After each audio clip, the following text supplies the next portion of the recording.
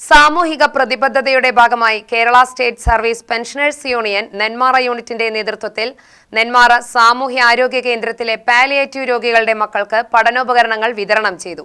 സാമ്പത്തിക ബുദ്ധിമുട്ടുകൾ നേരിടുന്ന കുടുംബങ്ങളിലെ കുട്ടികൾക്ക് വിദ്യാഭ്യാസത്തിനായി കൈത്താങ്ങാകുക എന്ന ലക്ഷ്യത്തോടെയാണ് പരിപാടി സംഘടിപ്പിച്ചത്.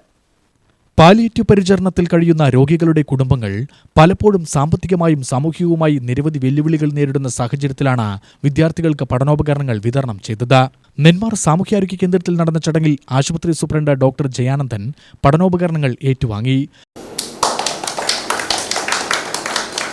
കുട്ടികളുടെ വിദ്യാഭ്യാസം മുടങ്ങാതിരിക്കാനുള്ള പിന്തുണ സമൂഹത്തിൽ നിന്ന് ഉയരേണ്ടതിന്റെ ആവശ്യകത അദ്ദേഹം ചടങ്ങിൽ ചൂണ്ടിക്കാട്ടി.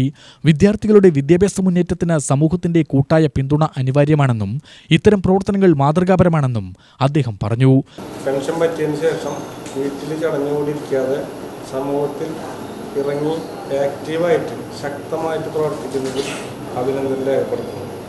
വളരെയധികം പാവങ്ങളെ സഹായിക്കുന്ന, മറ്റുള്ള പ്രകൃതി പ്രശ്നങ്ങളിൽ ഇടപെടുന്ന കേരള സ്റ്റേറ്റ് പെൻഷൻ യൂണിയൻ പ്രവർത്തകരെ എല്ലാവരും അഭിനന്ദിക്കുന്നു. വളരെയധികം കഷ്ടപ്പെടുന്ന പാലിയേറ്റീവ് രോഗികളുടെ മക്കൾക്ക് ഉള്ളത് വെച്ചിട്ട് നമ്മളെ പുസ്തകവും പേനയും സ്പോൺസർ ചെയ്തതിൽ അവരുടെ എല്ലാവരും നന്ദിയും രേഖപ്പെടുത്തുന്നു. Kerala state service pensioners union Nenmara unit president R Sudevan അധ്യക്ഷത വഹിച്ചു.